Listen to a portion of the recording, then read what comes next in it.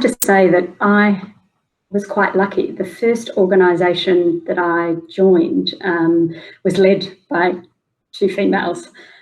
So when I looked up, I could see immediately people that I aspired to, and potentially a culture and a business that felt really right for me. So I stepped into a leadership role in that business, and it was a fairly easy transition.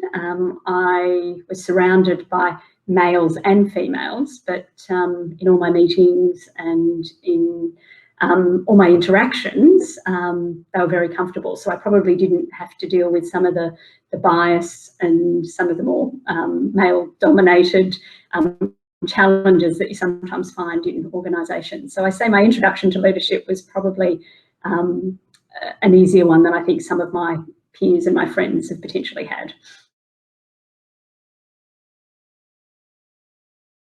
I've been with the same business, a business that I started in Australia, but part of a global business for 13 years. And so I think right now I'm in a position where I've built a lot of IP and credibility, and things are a lot easier. If I think back to when I first joined the business or started the Australian operations, one of the things that I'm very aware of is that I'm an introvert in a business and an industry that is full of extroverts. And I'm also a reflector. So in meetings and in forums, often when you're with senior people, there's a lot of talking, and I'm probably one of the people who sit back and do a lot of the listening and probably less of the talking. So something that I've done that I think has been really helpful for me in terms of my profile and me being able to add value is asking for agendas to be sent out and information if there's reading that needs to be done ahead of those meetings. And that really gives me the time that I need in order to review them, to reflect on it. So it means that in those meetings, and often they are with very senior people, I'm in a position that when I do say something, it tends to be meaningful, it tends to have impact, and I hope makes a difference and adds some real value. So a small little thing, but for someone who's an introvert and someone who's a reflector, I think in terms of my profile and positioning, it's made a big difference.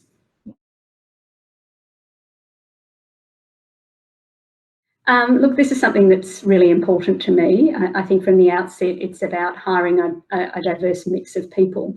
But you can have all the diversity in the world, but unless you've got an organisation and a culture of trust, then you're not going to get the best out of those people, and you're not going to get the right outcomes. So I work very hard at trying to create forums and create a culture that makes people feel like they've got psychological safety. They feel that they can have a voice, and it doesn't matter what they say, it will be acknowledged and listened to and considered.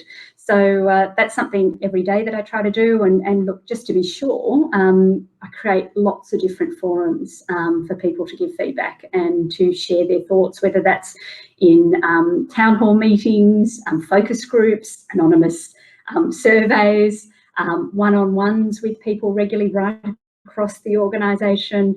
And in meetings, I'll often talk about, when I set up the meeting, how important it is and how everyone's contribution is valued, and that no idea or suggestion is a bad one. So, you know, I'm very cognizant of it, getting the people through the door, but unless you've got the right culture and one that's built on trust, you're not going to get the best out of people or the right outcomes.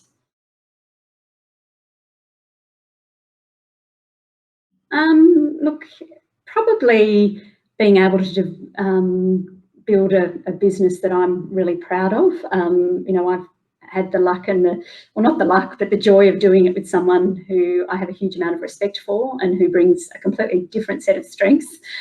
So being able to build something together, but at the same time have a family.